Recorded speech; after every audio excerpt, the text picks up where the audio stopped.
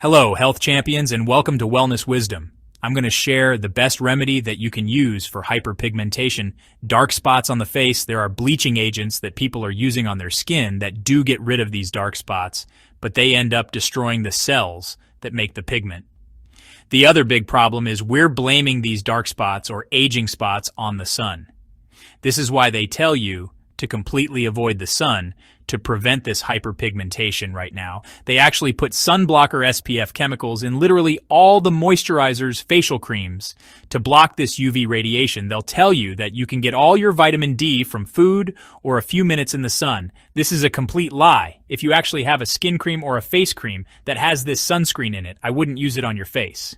If you take a younger person and you compare them with an older person and you're looking at this hyperpigment issue, you basically don't even see it in younger people. You only see it in people over the age of maybe 35, 40, 50, 60. As we get older, becomes more of a problem in our skin. We have a pigment and it's called melanin. Melanin is made by cells called melanocytes.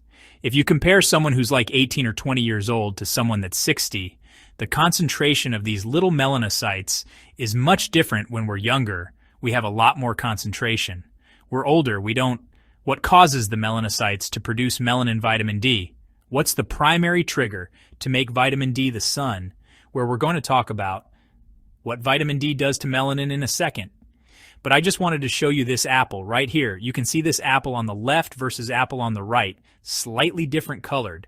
Both of these apples are being oxidized by oxygen, but this one has protection. I put some lemon juice on it. It's an antioxidant. This one had no protection against oxidation oxygen, so it's going brown. Same thing happens with the skin. See, oxidation triggers melanin. There's other things too. There's environmental pollution. There's stress. The key factor that you need to know about is this word oxidation, because that gives you a clue on how to correct this problem. What's the opposite of oxidation? Antioxidation from antioxidants. What's interesting about antioxidants is that melanin is like the ultimate antioxidant to protect against DNA damage. What happens is you naturally expose yourself to the sun. You get a slight tan. The darker the skin, the more the filtering effect of the V radiation.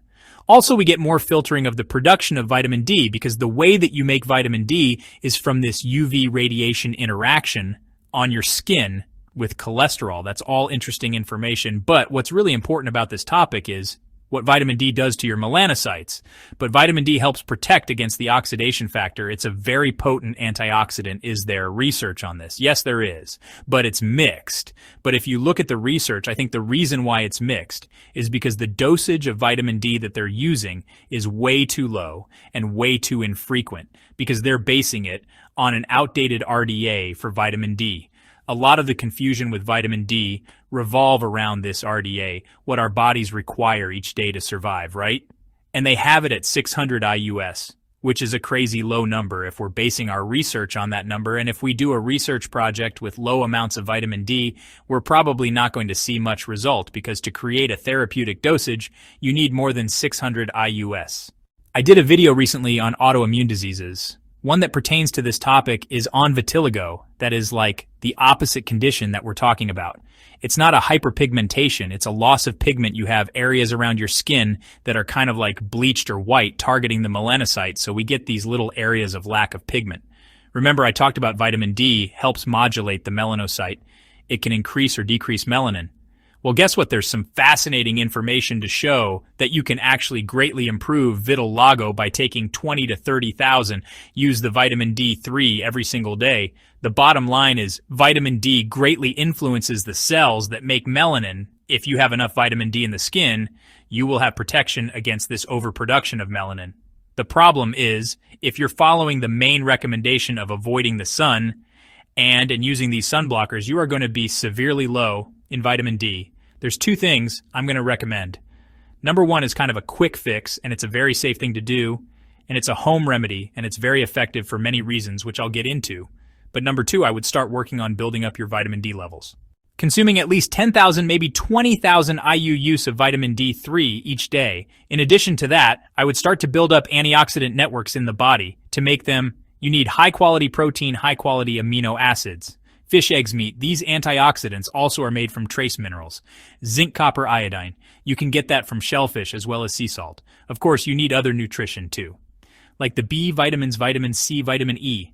All of these will start building up your antioxidant network works. What would be a good remedy to use as kind of a quick fix to see change in the tone of our skin? The remedy is plain unsweetened yogurt. Of course, I would get the grass-fed organic yogurt, rubbing it all over the skin, leaving it on the face for 5 minutes, washing it off, and just doing that once a week. Some people do it 3 times a week. It really depends on how bad your problem is.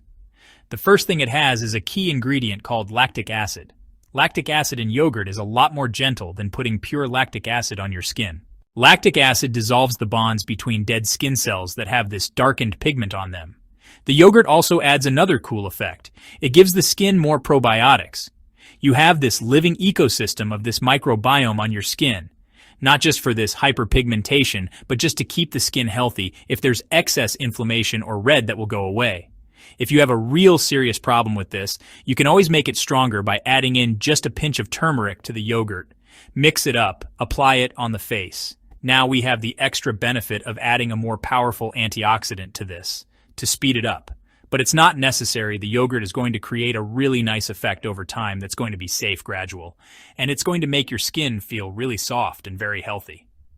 I know some people are saying, well, should we be putting acids on our face? And the answer is yes, because the pH of the skin is acidic. You don't want to alkalize it. You don't want to put a sunblocker on your face. You don't want to avoid the sun. You can be out in the sun, just don't get burned. Regular exposure to the sun is extremely healthy, and our bodies were designed for that. Taking more vitamin D and building up the reserve of vitamin D is going to help modulate that little melanin so your body can get the right amount of melanin. Thanks for watching, and I will see you in the next video.